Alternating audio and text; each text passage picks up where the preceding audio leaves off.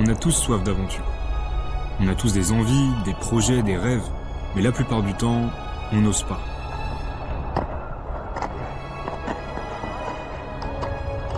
T'imagines si on faisait ça? Ce serait incroyable de gravir cette montagne. On a souvent eu ce genre de discussion. Et pour une fois, on a décidé de se lancer.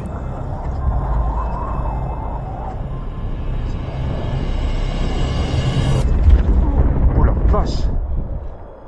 À la base, on voulait juste sortir de notre zone de confort. Mais c'était bien plus dur que prévu. Ça y est! J'ai l'impression d'être sur la lune! Là-haut, t'es fatigué, t'as peur, mais tu peux pas abandonner. On prend ce que la montagne nous donne. Et là, elle veut pas. Ah.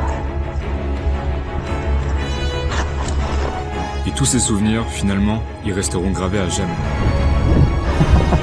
Let's go!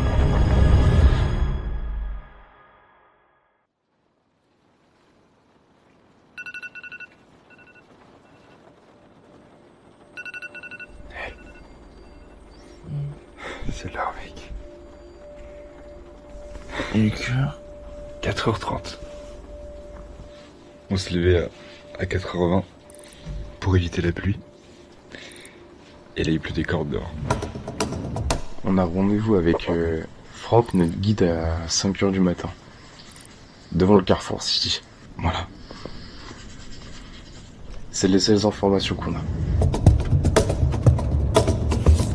On est dans les Alpes, dans la chaîne des Aravis. Première étape, c'est une montée à pied jusqu'au refuge du Tardevant, qui sera notre camp de base pour les 2 prochains jours. On essaiera d'atteindre le sommet de l'Étal, qui culmine à 2483 mètres d'altitude, en traversant ses crêtes. Et enfin, on tentera l'ascension des 3 aiguilles, avant de redescendre.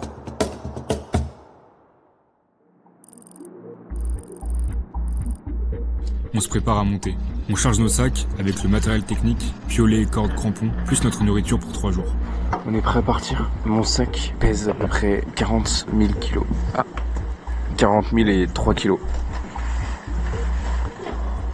C'est lourd, mais franchement, ça va. Ça va le faire. Il est 5h30 et l'aventure commence.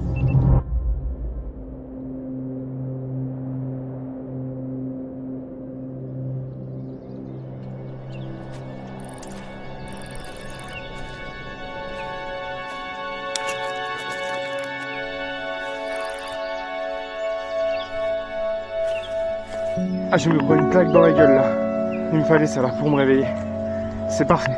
Allez Naël, parce que c'est que le début là. Après des heures de marche, la vue commençait à changer. Le vert de la forêt a lentement été remplacé par le blanc de la neige. Ça y est, on arrive dans la neige.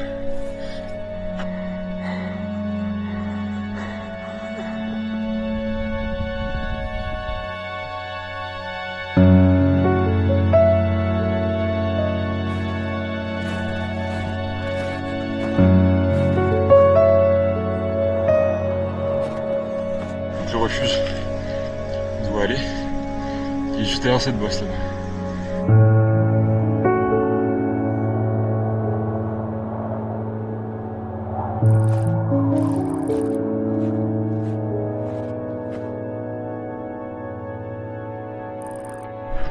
Let's go. On va pouvoir laisser les sacs. Quand on arrive au refuge, on est complètement déconnecté du monde. Il y a la fatigue déjà qui joue. Il n'y a pas de réseau. On est seul, juste de la neige, ce petit refuge, et nous. Mais on n'a pas le temps de se reposer. La météo annonce une tempête en fin de journée. On a juste le temps de se boire un thé, de déposer nos affaires, planifier l'ascension, et on est parti.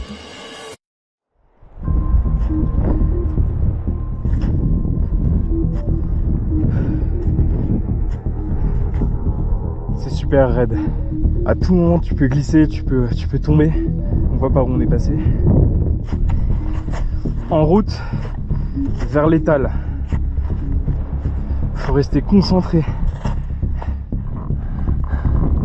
Ah, sympa.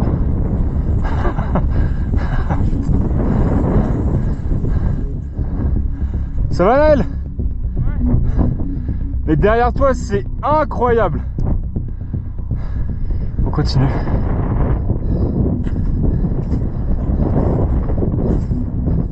Allez Naël, allez! Courage!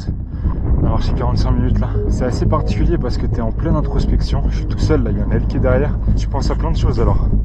Mais c'est important de maîtriser ses pensées parce que juste quand tu vois le vide comme ça, tu te dis que tu peux vite y passer. C'est pas forcément bon de trop penser au pire. Au contraire, il vaut mieux se dire qu'on va y arriver. Yes. Quand on arrive en bas des crêtes, on est obligé de s'encorder. Désormais, on est tous les trois liés par cette ligne de vie. C'est clairement un moment où la tension commence à monter.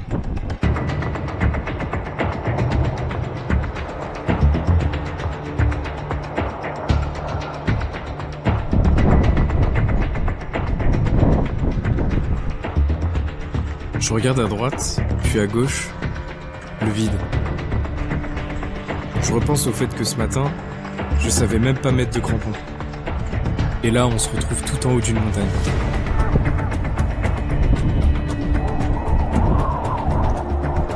On enlève nos raquettes pour garder uniquement nos crampons.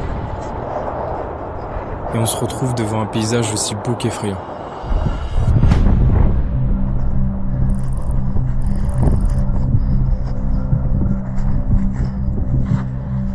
On met les pieds dans les pas, tout simplement, d'accord?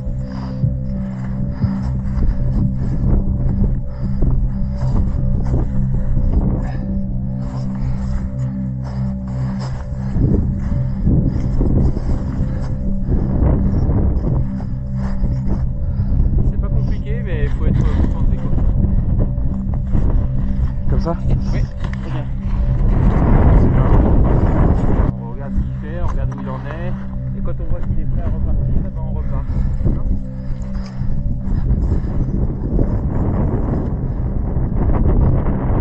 Ma seule peur, c'est de tomber et d'emporter tout le monde avec moi.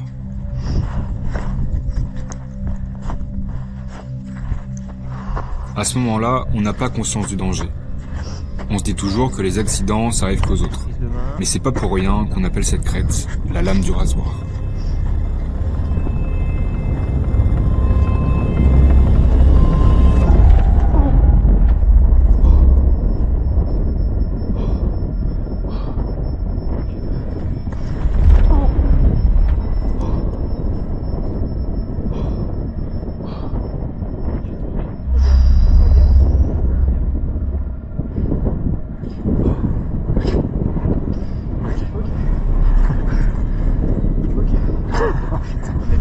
Donc tout va bien, mais la corniche a quand même rompu, mais c'est pour ça qu'on va jamais trop près. Ouais.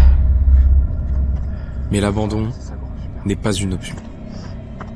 C'est sûr que ça jette un peu en froid. Ça va les gars? Ça va, ça va, ça va. On continue? Ouais. Il va tranquille. Ok. Ok. Un pas après l'autre mec.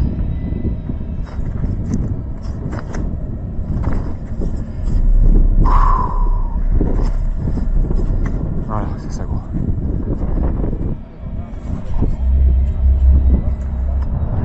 D'accord. Concentré. Concentré. Ce qui est bien, c'est qu'on a conscience du risque là au moins. Et au moins, on fait attention.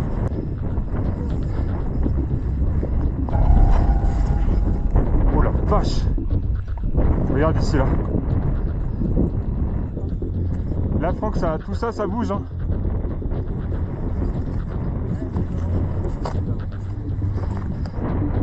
Regarde ça. Ouais. Il avance un peu Naël. Ok, la corde vers la droite. C'est ça gros, exactement. Ok, super. Je descends. Ouais.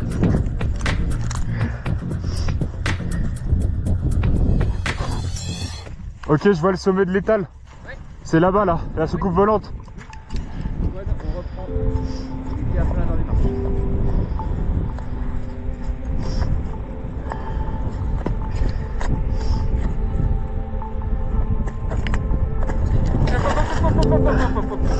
Ah, ça glisse. C'est bon.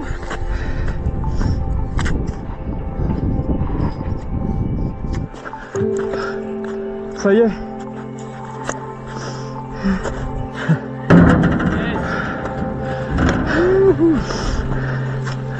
bah bon sang.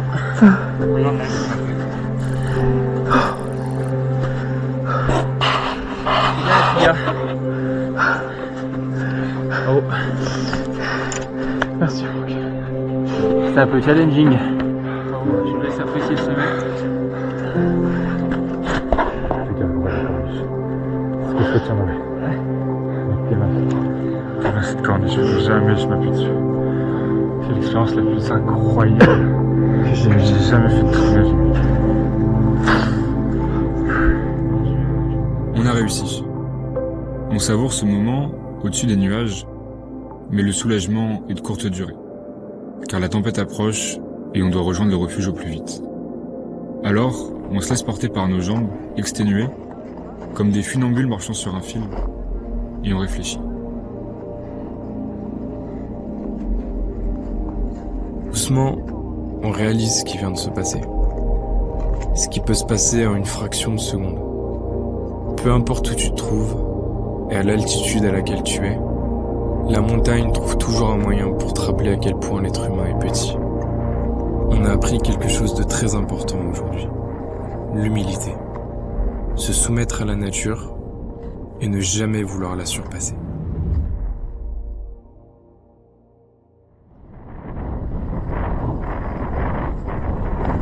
Ah, c'est plus facile à descendre, mec. Mais mec, ah ah ah ah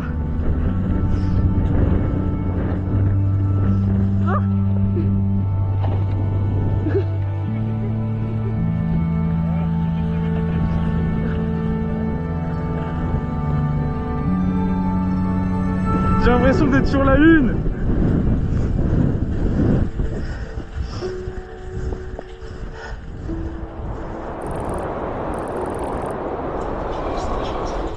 C'est la tempête là. Ouais. On est mieux là. On va mettre une manigodine sur le poêle à bois. Ça c'est vraiment un produit local. C'est très loin. incroyable. J'adore le fromage en bois. Wow.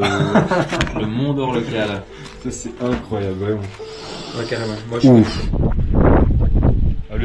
Le temps s'est gâté, on est arrivé au bon moment. Parce que là-haut, avec ce temps-là, là c'est de la grêle qui tombe. On n'aurait pas fait long feu, je pense. Tu fais quoi, Franck, là?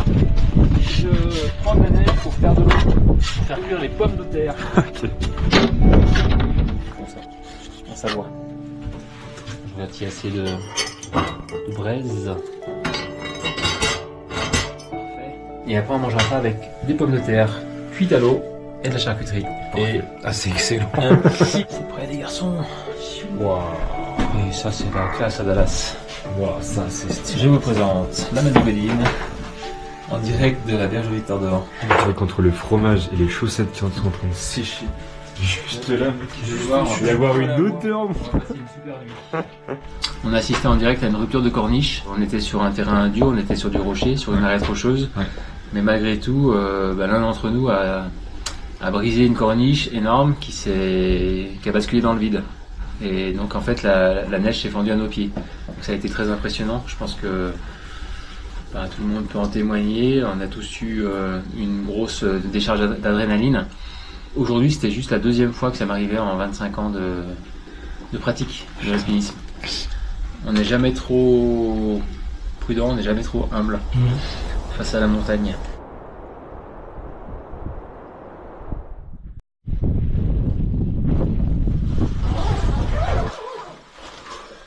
Bah, jour 2, on attend, il est 8h, 9h. On Ouais. attend que ça se dégage parce que là il a fait moche toute la nuit, tout ce matin. Hier soir on a eu une tempête de neige, ça soufflait énormément et il faisait très très très froid. Mais on a quand même dormi avec les fenêtres ouvertes tellement il faisait chaud à l'intérieur. Mais à l'intérieur ouais, on avait mis le poêle à bois. On va attendre que le temps se dégage, on va croiser les doigts parce que là on voit pas à 2 mètres tout simplement. Là bah regardez. Voilà. On prend ce que la montagne nous donne. Et là, elle veut pas.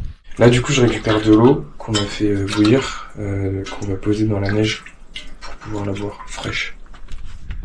Mais Elle va partir juste là, juste là, juste là. On s'occupe comme on peut. Hein. Et si ça s'ouvre, le ciel, on on se préparera. Ça y est, ça se dégage. Là, on est en direction de la Mandale. C'est une zone où il y a des belles crêtes.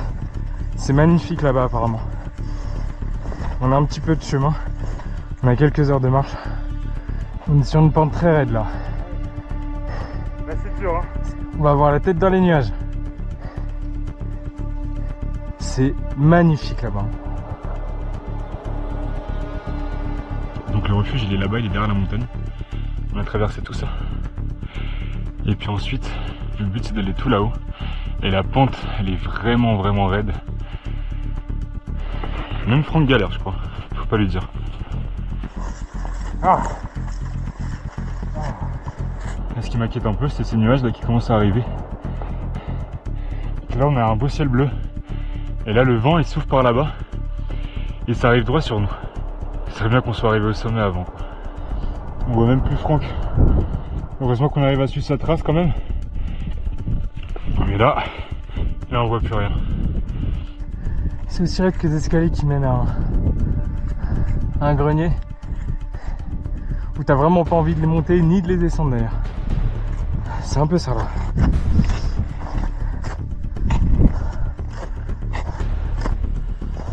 On pouvait pas avoir meilleur cadeau. Du ciel bleu pour notre arrivée. Let's go!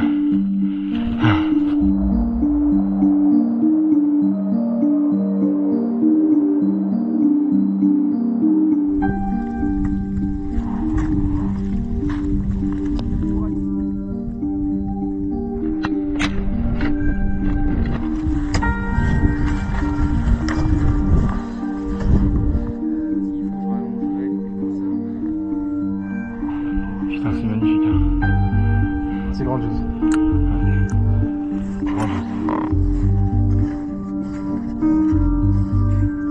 Arrivé en haut, forcément, on repense à la corniche qu'a rompue hier. On a peur, nos pas sont moins sûrs, mais on avance, dans des paysages qui sont de plus en plus aériens.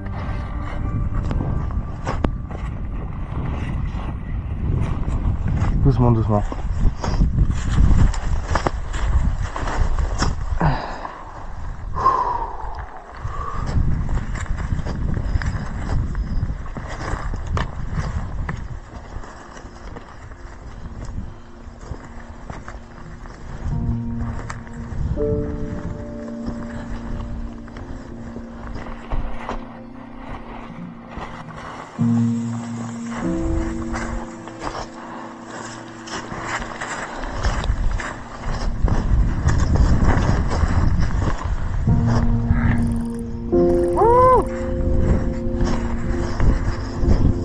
Wow. Yes.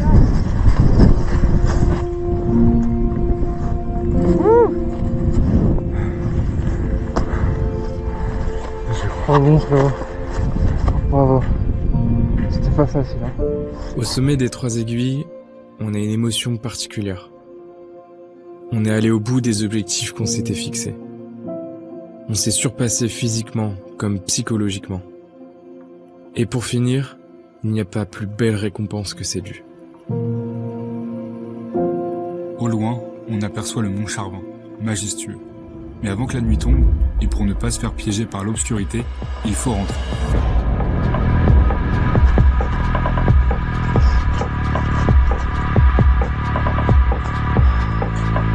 On est bon? Ouais.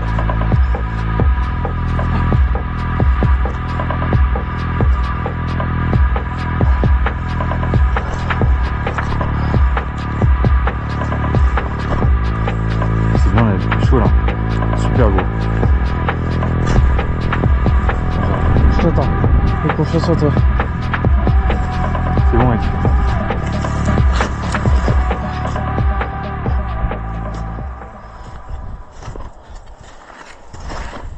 J'arrive. Voilà, c'est ça gros.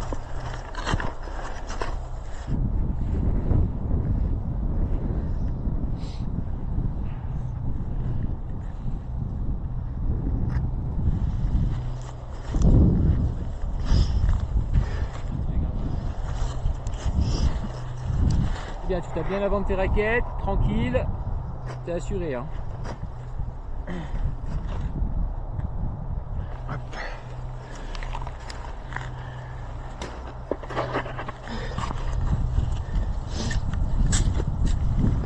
Attends, t'inquiète. Je suis en train de nous refaire des marches. Parce que là, c'est le bordel. Et je flippe un peu en même temps. Donc, tranquille.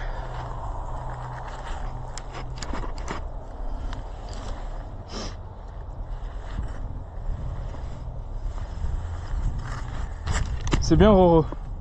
Tu gères. C'est bien à nous. N'attends pas, droit dans la pente, tu plantes l'arrière de tes raquettes et Cette côte qui était si compliquée à monter, c'est un régal à descendre. Let's go! On passe en plein milieu d'une avalanche. C'est pour ça qu'il faut aller vite.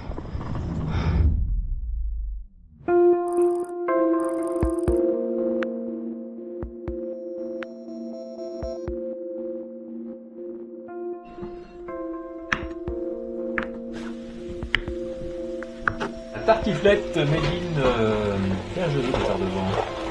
Magnifique. Combien de grammes de reblochon? Eh bien 900 grammes, comme le drone. 2 fois 450.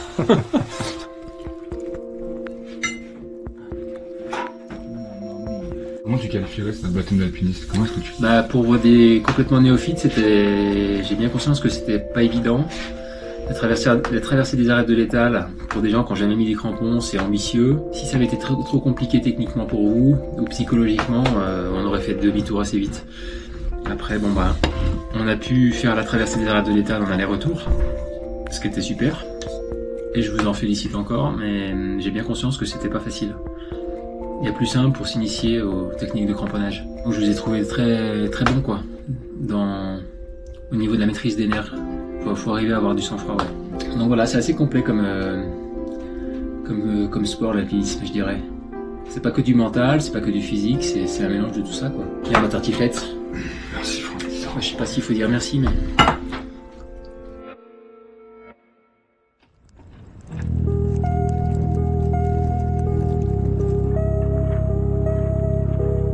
C'est une aventure de dingue. Nous, à la base, on est venu chercher du dépassement de soi, etc. On n'a pas été déçus, c'est au-delà de nos espérances, sincèrement. On voit des paysages extraordinaires, on vit des sensations qu'on n'a jamais vécues. Je pense qu'on s'est découvert un peu plus pendant cette expérience. Ouais. Quand on est en plein effort, quand on est en train de longer la crête, la seule chose à laquelle on pense, c'est de revenir. Ton cerveau, le seul truc qui te dit, c'est qu'est-ce que t'es en train de faire, mec, genre reviens dans ta zone de confort pour pas que tu meurs, quoi, tout simplement. Il y a un moment, à l'étal, il y a une corniche qui s'est brisée, littéralement en face de moi. Ce qui m'a traversé la tête à ce moment-là. Putain, qu'est-ce que j'aime vivre. Ça y est, c'est terminé, on rentre. Maintenant, on va retrouver nos proches, nos amis, mais la saveur de ces moments sera différente.